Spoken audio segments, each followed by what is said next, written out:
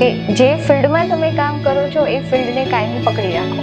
અને આપણે જે પણ વર્ક કરીએ છીએ ને, આપણા શરીરના સૌથી ડેલિકેટ ઓર્ગન સાથે આપણે વર્ક કરીએ છીએ. આપણે લોકો બહુ લકી છે કે એટલા ડેલિકેટ ઓર્ગન સાથે આપણને કામ કરવાનો ભગવાને ચાન્સ આપ્યો.